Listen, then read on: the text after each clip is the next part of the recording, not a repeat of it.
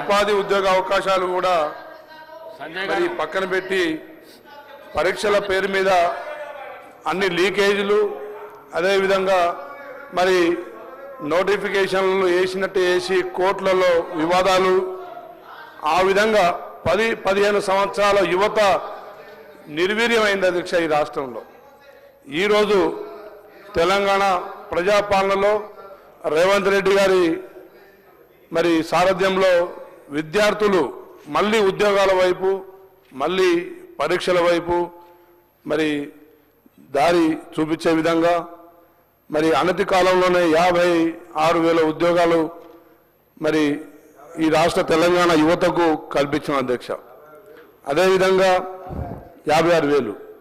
అదేవిధంగా అధ్యక్ష, యువతకు మెరుగైన విద్య అవకాశాలు కల్పించాలని చెప్పేసి ప్రతి నియోజకవర్గానికి ఒక ఇంటగ్రేటెడ్ పాఠశాలలు, అన్ని కులాల అన్ని మతాల విద్యార్థులు మరి 3,000కు దగ్గరగా విద్యార్థులందరినీ ఒకే ఐడియాలజీతోని, ఒక కాంపిటేటివ్ స్పిరిట్తోని, తెలంగాణ పోరాట స్ఫూర్తితోని వారికి విద్యను అందించే కార్యక్రమం కూడా ముఖ్యమంత్రి గారు చేపట్టారు అధ్యక్ష. అదేవిధంగా గతంలో ఐటీఐలు అనేది మూతపడ్డాయి అధ్యక్ష. టెక్నికల్ ఎడ్యుకేషన్ అనేది ఒక నైపుణ్యత కేంద్రాలు మొత్తం మూతపడ్డాయి అధ్యక్ష. వాటిని ఆధునీకరించి అడ్వాన్స్ టెక్నాలజీ సెంటర్స్గా తెలంగాణలో ప్రతి నియోజకవర్గంలో ప్రారంభించాలని చెప్పేసి ముఖ్య ఉద్దేశంతో ముఖ్యమంత్రి గారు ముందుకు సాగుతున్నారు అధ్యక్ష.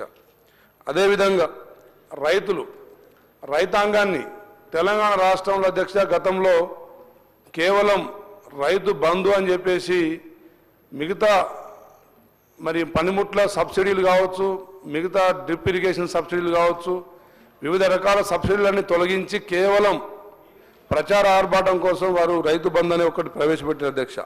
రైతు రుణమాఫీ ₹1,00,000 చేస్తామని చెప్పేసి మరి గత 10 సంవత్సరాల్లో గత ప్రభుత్వం ఇచ్చింది కేవలం 17,000 కోట్లు అధ్యక్ష. కానీ మన ప్రభుత్వం వచ్చిన సంవత్సరం లోపే సుమారు 22,000 కోట్లు 25 లక్షల మందికి రైతులకు రైతు రుణమాఫీ విముక్తి చేసింది అధ్యక్ష. అయినా కానీ ఆ ప్రతిపక్షాలు కాంగ్రెస్ ప్రభుత్వం ఏం చేస్తుంది, ఏం చేయట్లేదు, హామీలను విస్మరిస్తుందని చెప్పి మాట్లాడుతుంది అధ్యక్ష. రైతాంగానికి వారు ఇచ్చిన 10 సంవత్సరాల్లో 17,000 కోట్లు, మేమిచ్చిన సంవత్సరంలో 22,000 కోట్లు, మరి ఆ వ్యత్యాసం వారికి కనబడట్లేదా అని చెప్పి అడుగుతున్నా అధ్యక్ష.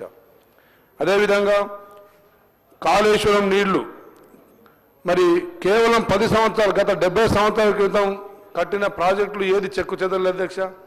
కేవలం మరి 10 సంవత్సరాల్లోనే మరి కాలంలో గర్భంలో కలిసిపోయే విధంగా కాళేశ్వరం ఈరోజు రైతాంగం ఇబ్బంది పడుతుందంటే అధ్యక్ష. నీళ్లు వ్యవసాయానికి ఇబ్బందికరంగా మారిందంటే అధ్యక్ష. ఆ పాపం గత ప్రభుత్వానికి కాదా అని చెప్పి ప్రశ్నిస్తున్నా అధ్యక్ష. ఆ రోజు కాళేశ్వరం మరి నాణ్యత మరి దాన్ని లోపం లేకుండా ఉండుంటే ఈరోజు తెలంగాణ, దక్షిణ తెలంగాణ మొత్తం సస్యశ్యామలం అయ్యేది అధ్యక్ష. గతంలో కూడా వారు ఇచ్చింది Sriram Sagar project, mid Maner, lower మన ఎల్ఎండి నీళ్లు అధ్యక్ష. కాళేశ్వరం కేవలం 160 టీఎంసీలు మాత్రమే వారు లిఫ్ట్ చేసిన అధ్యక్ష మేడిగడ్డలో. అందులో నుంచి 30 నుంచి 40 టీఎంసీల వాటర్ వరదలు వచ్చినప్పుడు మళ్ళీ కిందికి వదిలేసుకుంటూ పోయారు. కానీ న్యాచురల్గా వచ్చిన నీళ్లతో, వర్షాలతో వచ్చిన చెరువులు నిండిన నీళ్లను కూడా మేము కాళేశ్వరం నుంచే ఇచ్చినామని చెప్పారు అధ్యక్ష.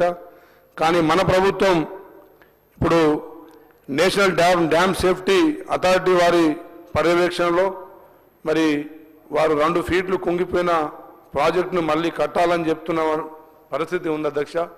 దాంతో మరి కొంత వ్యవసాయ రంగానికి నీళ్లు ఇబ్బందికరంగా, తాగునీటి కూడా ఇబ్బందికరంగా మారే పరిస్థితి తెలంగాణలో వచ్చింది అధ్యక్ష. ఏదేమైనా కానీ దాన్ని కూడా అధిగమించడం కోసం మరి ఇరిగేషన్ శాఖ మంత్రులు ఉత్తమ్ కుమార్ రెడ్డి గారు అహర్నిశలు శ్రమిస్తున్నారు అధ్యక్ష. అన్ని జిల్లాలకు నీళ్లు, సాగునీటికి తాగునీటికి అందించే కార్యక్రమం ముందుకు పోతా ఉంది అధ్యక్ష. అదేవిధంగా గతంలో నీళ్ల కోసం ఉద్యమాలు చేస్తే మరి ఈరోజు తెలంగాణ ప్రజలకు కన్నీళ్లు మిగిల్చారు అధ్యక్ష. అది గత ప్రభుత్వం చేసిన పాపమే శాపమే చెప్పేసి చెప్తున్న అధ్యక్ష. అదేవిధంగా బంగారు తెలంగాణ అని చెప్పేసి ఒక మంచి టైటిల్ని వాడిన అధ్యక్ష. ప్రజలు నిజంగానే బంగారు తెలంగాణ అంటే మురిసిపోయారు అధ్యక్ష. ఆ బంగారు తెలంగాణలో ఒక అప్పుల తెలంగాణగా, మళ్ళీ ఆత్మహత్యల తెలంగాణగా, అదేవిధంగా మరి నేరాల ఘోరాల తెలంగాణగా మార్చిన సంగతి కూడా మనం చూసిన అధ్యక్ష. ఈరోజు ప్రజాప్రభుత్వం తెలంగాణలో మరి ప్రజల కష్టాలకు తోడుగా ప్రభుత్వం ముఖ్యంగా మహిళల్ని బలోపేతం చేసే విధంగా రాష్ట్రంలో పాలన సాగుతుంది అధ్యక్ష. మహిళలకు వారు ఆ రోజు డ్వాక్రా గ్రూపులకు అదేవిధంగా మహిళా సాధికారతకు ఎలాంటి ప్రోత్సాహం అందించలేదు అధ్యక్ష. కానీ మన ప్రభుత్వం వచ్చిన తర్వాత ముఖ్యంగా రేవంత్ రెడ్డి గారు మహిళల్ని బలోపేతం చేస్తేనే తెలంగాణ బలంగా మారుతుందని చెప్పేసి, ఆర్థికంగా స్థిరత సాధించవచ్చని చెప్పేసి మరి మహిళలకు దాదాపు 21,000 కోట్లు మరి వడ్డీ లేని రుణాలు వారికి కల్పించడం జరిగింది అధ్యక్ష. అదేవిధంగా మహిళలతోని ఇందిరా శక్తి క్యాంటీన్లు, అదేవిధంగా వారితో స్కూళ్ళల్లో యూనిఫామ్స్ కుట్టించే కార్యక్రమాలు, అదేవిధంగా సోలార్ ప్లాంట్లు, పవర్ ప్లాంట్లు, ఆర్టీసీ బస్సులు నిర్వహించే విధంగా కూడా ప్రభుత్వం మహిళల్ని ఆర్థికంగా ముందు తీసుకెళ్తా ఉన్న పరిస్థితి రాష్ట్రంలో చూసినాం అధ్యక్ష. అదేవిధంగా విద్యార్థులు విద్యలో 10 సంవత్సరాల్లో విద్యా సంస్థలన్నీ మరి ఒకే దగ్గర హాస్టల్, డార్మెంటరీ, అక్కడే మరి విద్యాభ్యాసం, అక్కడనే పాఠశాల నిర్వహణ, అక్కడే మెస్ మరి కూర్చొని తినడం, అలాంటి విద్యా సంస్థలని కనీసం పట్టించుకోకుండా మరి విద్యార్థులను కూడా ఇబ్బంది పెట్టిన పరిస్థితి గతంలో చూసిన అధ్యక్ష. మా ప్రభుత్వం వచ్చిన తర్వాత 40% మెస్ ఛార్జీలు, అదేవిధంగా 200% మరి వారు విద్యార్థులకు వాడే సరుకులు కొనుక్కునే విధంగా వారికి అవకాశం ఇచ్చి విద్యార్థులకు ఒక మనోధైర్యాన్ని కలిగించి ఒక పోటీతత్వాన్ని మళ్ళీ విద్యలో పెంపొందించే విధంగా రాష్ట్ర ప్రభుత్వం ముందుకు పోతా ఉంది అధ్యక్ష. అదేవిధంగా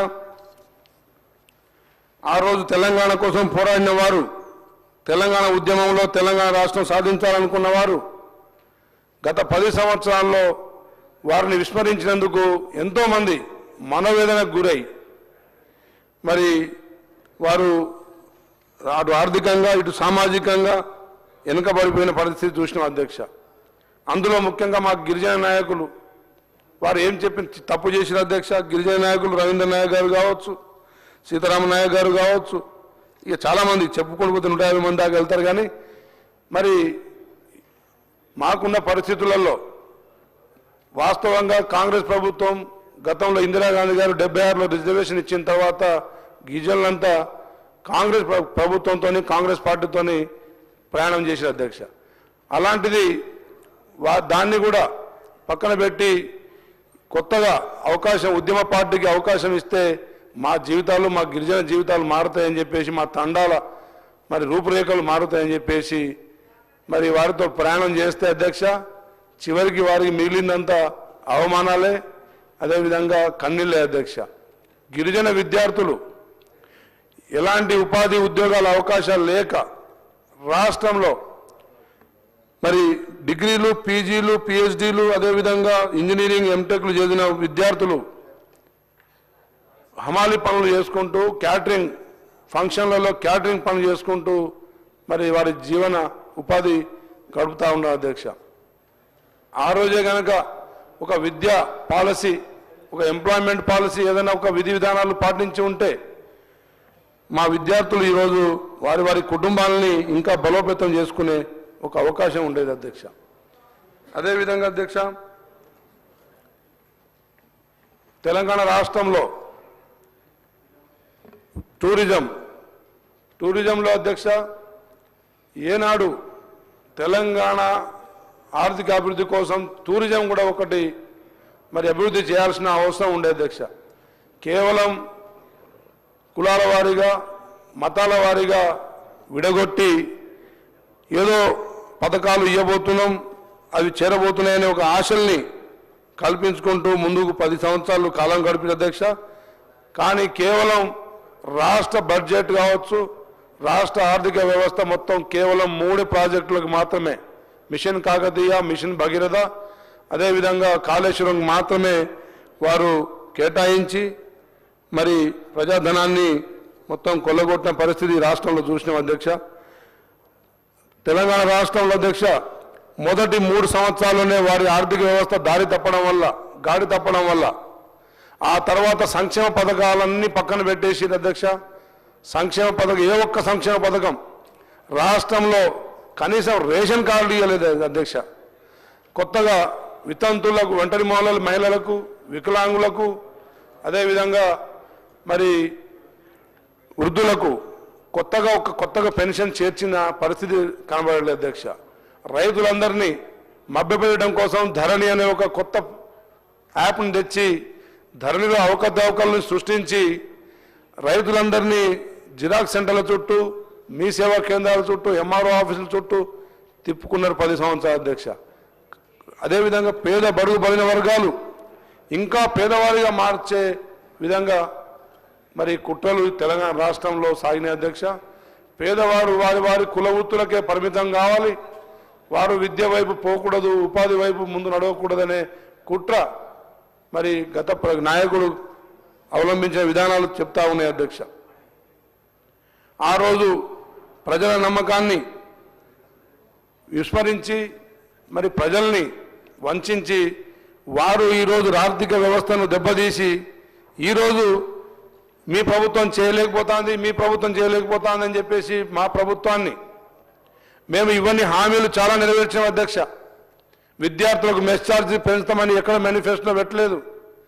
అడ్వాన్స్ టెక్నాలజీ కాలేజీలు, ఇంటగ్రేటెడ్ స్కూళ్ళు పెడతామని చెప్పి ఏ హామీలు ఏ రోజు ఇవ్వలేదు. కానీ ఇవన్నీ హామీల్ని కూడా తెలంగాణ రాష్ట్ర ప్రజలకు, అన్ని సామాజిక వర్గాలకు అందించే దాంట్లో మరి గతంలో చేపట్టిన ప్రాజెక్టులు కొనసాగిస్తూనే కొత్తగా ఎలాంటి ప్రజల మీద ఆర్థిక భారం వేయకుండా ప్రజల్లో మనోధైర్యాన్ని నింపుతూనే మరి ప్రజలకు ఇచ్చిన సంక్షేమ పథకాలు, అభివృద్ధి కార్యక్రమాలు రెండు సమానంగా ముందు తీసుకెళ్తున్న ఘనత మా ముఖ్యమంత్రి రేవంత్ రెడ్డి గారిది అధ్యక్ష. మరి గత ఎన్నికల్లో వారిచ్చిన హామీలు ఏ ఒక్క హామీ నెరవేర్చిన వారే ఈరోజు మరి మనల్ని ప్రశ్నించే పరిస్థితుల్లో వారు చాలా అత్యుత్సాహం కలగజేస్తున్నారు అధ్యక్ష. ప్రభుత్వానికి సలహా సూచనలు ఇవ్వకపోవడం కాకుండా ప్రభుత్వాన్ని నిందించి, ప్రభుత్వాన్ని అస్థిరపరిచి మరి ప్రభుత్వం వెళ్ళని వెంటనే వాళ్ళు ఏదో గద్దెనెక్కాలనే స్వార్థం తప్ప ఏ రోజు గత 10 సంవత్సరాల్లో వారు ఏం చేసారో ఒకసారి ఆత్మవిమర్శ చేసుకోవాలి అధ్యక్ష. విద్యా వ్యవస్థలో కావచ్చు, ఇంకా ఏ వ్యవస్థలో కావచ్చు, పాలసీలు ఒక లిక్కర్ పాలసీ తప్ప ఏదన్నా పాలసీ తెచ్చిరా ఒకసారి వాళ్ళు మాట్లాడగలరా అని చెప్పి అడుగుతున్నా అధ్యక్ష. అదేవిధంగా మరి పోలీసుల పిల్లల్ని ఒక మంచి విద్య, నాణ్యమైన విద్య అందించడం కోసం వారి కోసం కూడా రాష్ట్రంలో ఒక విద్యా సంస్థను నెలకొల్పే కార్యక్రమం చేపట్టిన అధ్యక్ష. విద్యార్థుల్లో కేవలం విద్య ఒకటే కాదు, స్పోర్ట్స్, అదేవిధంగా అన్ని రంగాల్లో విద్యార్థులు యువత ముందు నడవాలి, ప్రపంచ దేశాలతో పోటీ పడాలని చెప్పేసి ఒక స్కిల్ డెవలప్మెంట్ సెంటర్, అదేవిధంగా ఇంటర్నేషనల్ స్పోర్ట్స్ స్కూల్ గచ్చిబౌలిలో కూడా ప్రారంభించాలనే ఒక మంచి ఉద్దేశం ముఖ్యమంత్రి గారు ముందుకు పోతా ఉన్నారు అధ్యక్ష. అదేవిధంగా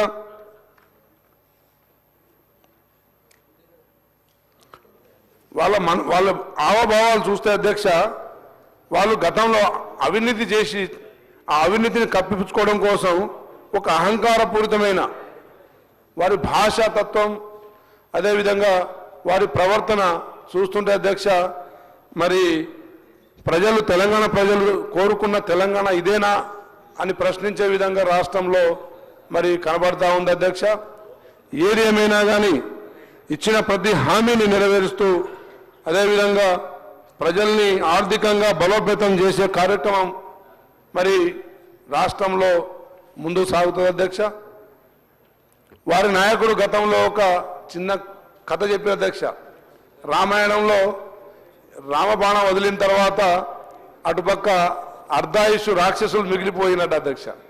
ఆ అర్ధాయుషు రాక్షసులే మళ్ళీ ప్రజల్ని పీడించే కార్యక్రమాలు, అదేవిధంగా ప్రభుత్వాలని నిందించే కార్యక్రమాలు చేపడతాయని చెప్పేసి ఆ అర్ధాయుషు రాక్షసులు స్టోరీ వారి నాయకులు చెప్పిందే.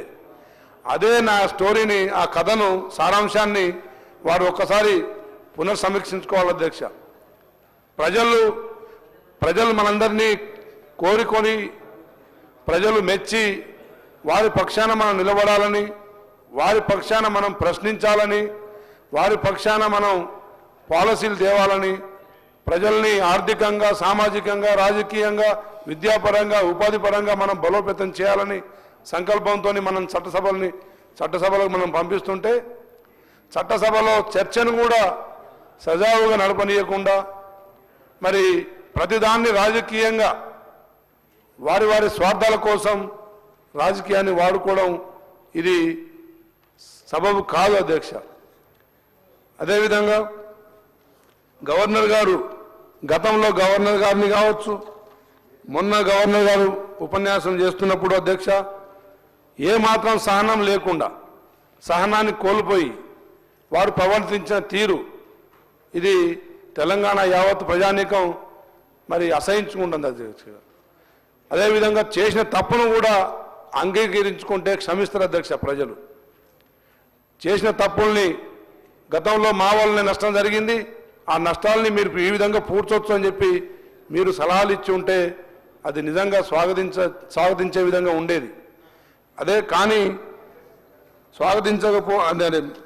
వారు సహకరించకపోగా రాష్ట్ర పాలనను ప్రతి విషయంలో అడ్డంకిగా, ప్రతి విషయంలో రాద్ధాంతంగా ఈ విధంగా ముందు తీసుకెళ్తే రాష్ట్ర ప్రజల అభివృద్ధి మనోగతాన్ని మనం అవమానించినట్టు ఉంటుంది అధ్యక్ష.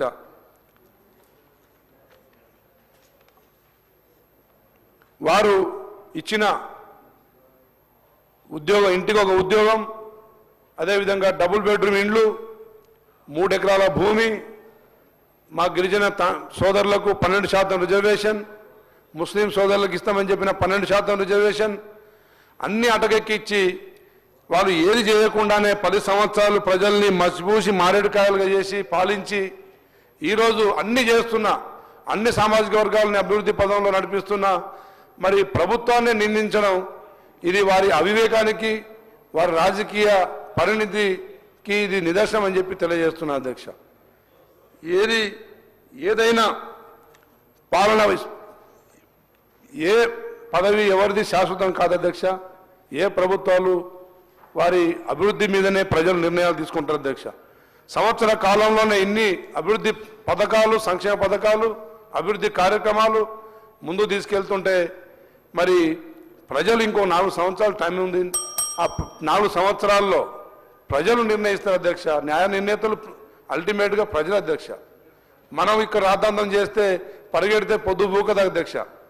మీరు గగ్గోలు చేస్తే మరి ప్రజలు ఏదో దాన్ని స్వాగతిస్తారని అనుకోకుండా మరి తెలంగాణలో ప్రజల మనోగతాన్ని మరి మనం అర్థం చేసుకొని పరిపాలన సజావుగా అయ్యే విధంగా సహకరించకపోయినా పర్లేదు అధ్యక్ష. కానీ అవమానించే విధంగా వ్యక్తులను టార్గెట్ చేస్తూ, ముఖ్యంగా ముఖ్యమంత్రి గారిని అదేవిధంగా మా మంత్రులను విమర్శిస్తే తెలంగాణ ప్రజానీకం ఒప్పుకోదని చెప్పి తెలియజేస్తూ ఇచ్చిన అవకాశానికి ధన్యవాదాలు అధ్యక్ష. Thank you. Respected Shri Palla Rajeshwar Reddy గారు.